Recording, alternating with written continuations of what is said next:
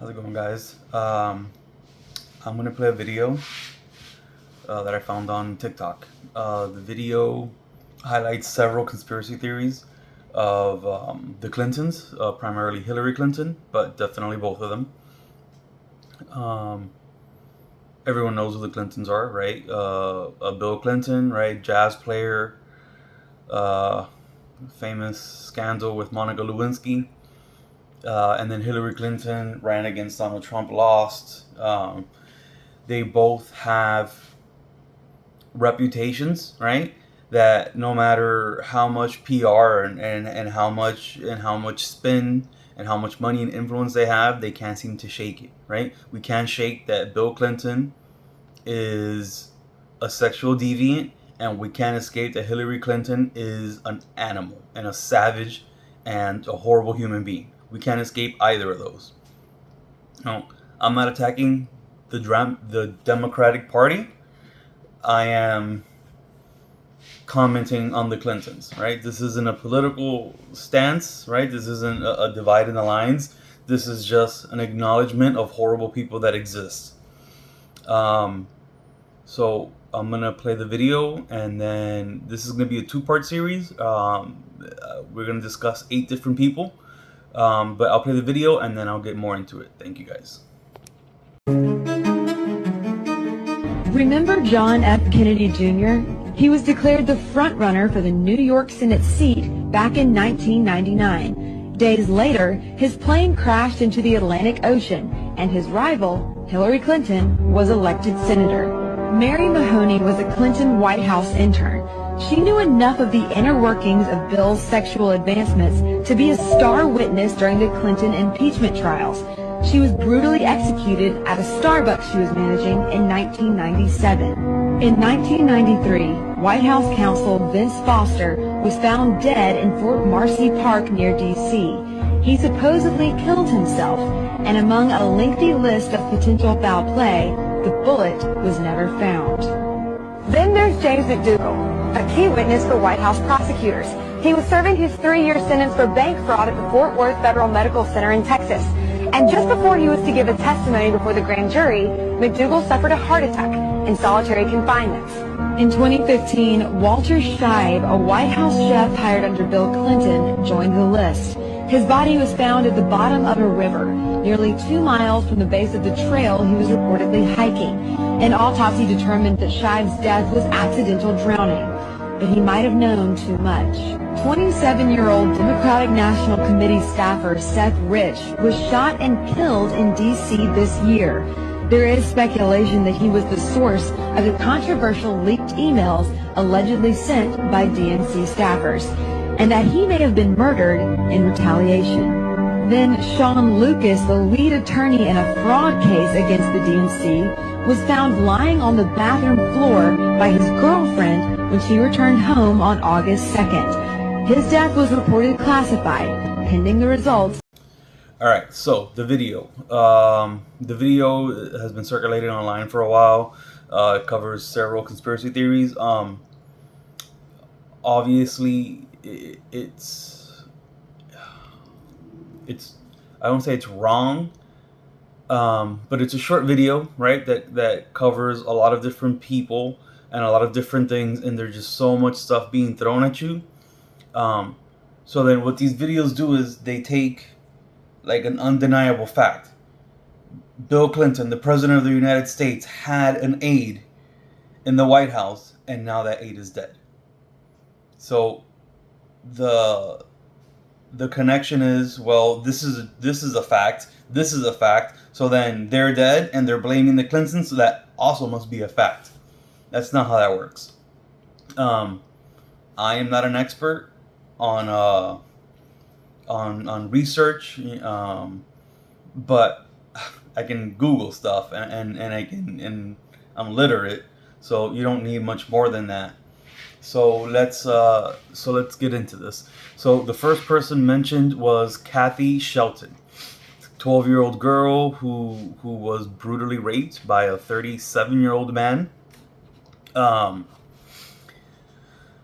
So what I found online, the narrative being painted online, was Hillary Clinton tried to have herself removed from the case, right? She pleaded with the judge to remove her. She was 26 at the time, Clinton, and she was already a law professor, which is weird. How are you a professor at law and you haven't been practicing law more than 3 years? So that doesn't make any sense. So she graduated as a lawyer in 1971, and in 1975 she's a professor teaching at a university, and then also taking cases apparently because she took this case. So that doesn't make any sense. Um, that doesn't make any sense. So that right there led me to believe this doesn't make any sense. Like, nobody graduates law school and 3 years later they're a professor at a university, but then also still taking cases. So where's the lie, right? And how are we supposed to? I can't determine that. I don't know what the lie is. I'm just saying that this doesn't make any sense. Also, trying to recuse yourself from a case. You could have just not accepted it. Like, she wasn't a public defender, right? She didn't have an obligation to take the case. So that also doesn't make any sense because a lawyer picks her clients. So she was like, oh, I never wanted to defend a rapist. But she clearly took the case because she was not a public defender. She was allegedly a professor at a law school, but also taking cases and also getting money, but also said she didn't want to take this case and take his money, but she did. Here is the part where it baffles me. The crucial piece of evidence in this case was a bloody pair of panties with the rapist's semen on it. That's the smoking gun. That's everything in a rape case, and it was lost. It was lost by someone. That's weird. That's weird. That's weird. So the case got dismissed, and the case was not dismissed. He was charged with like fondling a minor and paid a fine, and then that was it. The also truth is that she did, right? She did laugh about it, right? There was a recording, and Kathleen Shelton was brought on, and her testimony during the Trump thing. That that's political theater, but it doesn't take away from the fact that that really did happen. She did laugh about him getting off. She did laugh about it. She knew he was a rapist, and she knew he passed the lie detector. That was 100% true. So take what you want from that. I'm not saying that she tampered with evidence. I'm not saying anything. All I'm saying is the alleged facts on the internet don't line up with things that happened in real world. These people are clever. They're not smart, right? They can hide evidence, they can cover things up, but they're not smart enough to know how to do it correctly. Or maybe they are smart enough, and maybe we think we're smarter. Either way, it doesn't make any sense. Number two, the JFK Jr. Plane crash. That one seems to be kind of bullshit, but also I don't know. So there were records that showed JFK Jr. considered running for office, political office, in 1999. However, he publicly supported Clinton.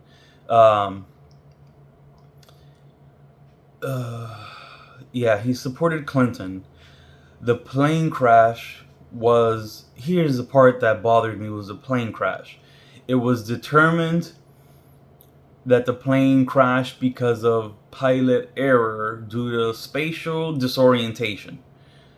And then it said that he had only had his pilot's license for like 6 weeks, 6 months, something. It was like almost no amount of time. Supposedly he had like 100 hours on the, or I'm sorry, he had like less than 30 hours on the plane that he was flying. He wasn't experienced, and he also wasn't licensed to fly when the sky wasn't visible, right? Like he flew at night and it was dark, and he didn't have a license to do that. But then there's other evidence that's saying that he learned to pilot in 1982. I don't know enough about piloting to comment on it, but if I learned to ride a bicycle in 1982, in 1998 I would have been riding a bicycle for 17 years, so not 6 months. So that's awkward. Also, he bought a new plane, didn't understand the instruments, didn't know how things worked, and then took his wife and his mother-in-law and some other people, and they all died at night, knowing he wasn't licensed and he didn't have the experience on it.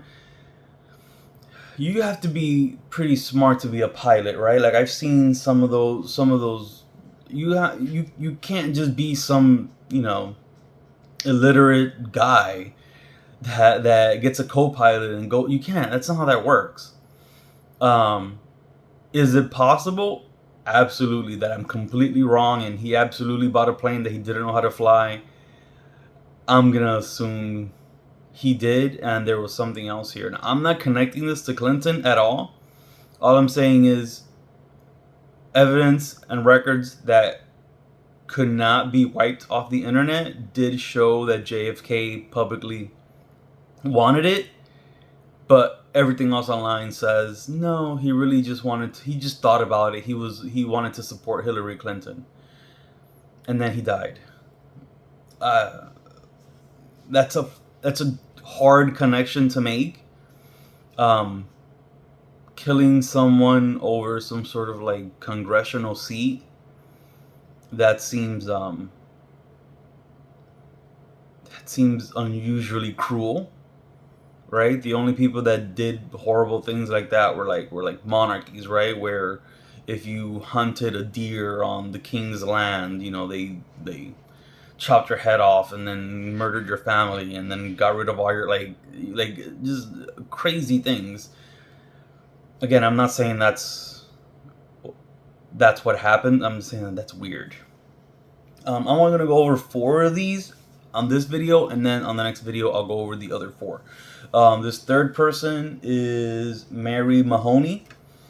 Right, she was a witness to Bill Clinton's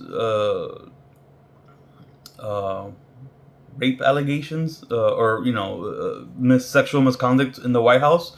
Right, she was crucial in it. Internet says that she wasn't. Internet will say she worked really briefly in 1995 as a White House aide for Bill Clinton, and then left to go be a night manager at a Starbucks. Who works really hard to get a job at the White House and then just immediately quits to go be a manager at a Starbucks? Starbucks is a great company, sure. I'm pretty sure working at the White House is better. There's all sorts of backgrounds and checks, and there's all these loops you have to jump through to get picked for one of these jobs. Why would you quit to go work at Starbucks? That doesn't make any sense. I do believe that she witnessed things and either tried to speak up and they fired her and then covered it up, or something along those lines, because that makes a lot more sense. Some not nobody, obviously she's a person, some nobody staffer aide reports Bill Clinton to the head of HR. The head of HR said, yeah, right, lady, you're fired.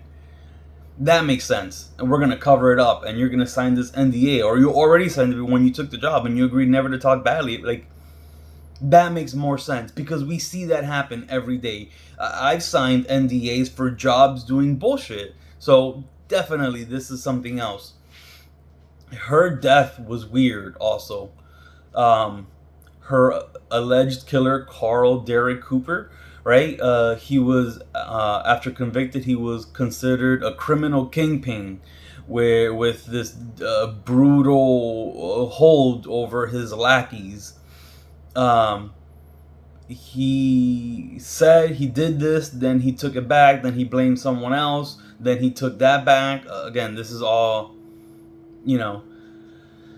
So he took them to he's what the internet says about this case. Let's just leave it like that, because I don't necessarily believe it. It says he stalked the Starbucks for over a month, figured out where they kept the safe, and figured out who had the keys.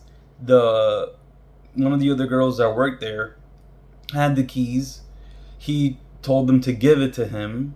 He was, it was three girls. They were told to give him the keys. The three girls said no and decided to run off like they're gonna die defending Starbucks' money.